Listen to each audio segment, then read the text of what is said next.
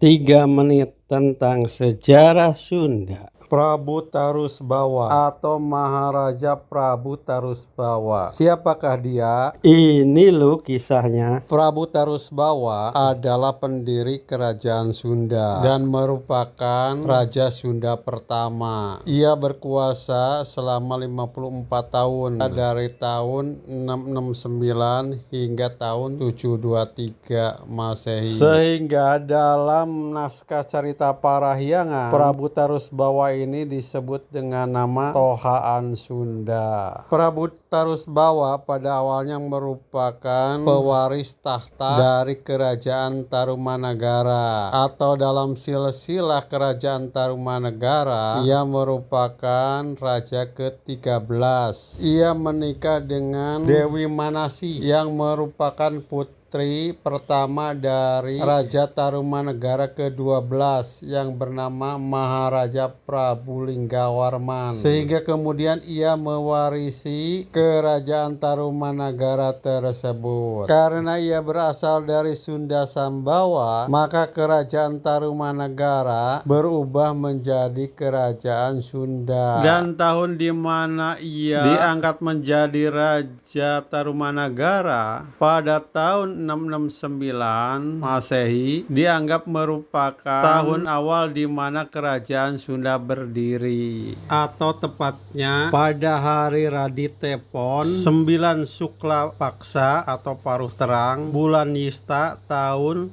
519 Saka, atau kira-kira pada tanggal 18 Mei tahun 669 Masehi, dengan memindahkan ibu kota baru di dekat hulu sungai Cipakancilan atau Cipecang, dan ia disebut-sebut sebagai orang yang pertama mendirikan ibu kota Pakuan. Pada awalnya kekuasaannya membentang dari barat Pulau Jawa hingga Purbalingga atau Provinsi Banten, DKI Jakarta, Jawa Barat, dan bagian barat Jawa Tengah sekarang. Tetapi pada tahun 670 Masehi, Raja Kerajaan Galuh yang bernama Sangoreti-Kandayun memisahkan diri dari bekas kerajaan Tarumanagara tersebut dan memilih memerdekakan diri. Dan kekuasaan Tarusbawa berkuasa dari Sungai Citarum ke arah barat atau Provinsi Banten, DKI Jakarta, dan Jawa Barat bagian barat atau Bogor, Bekasi, Cianjur, Sukabumi. Dan kerajaan Galuh dari Sungai Citarum ke arah timur hingga Purbalingga.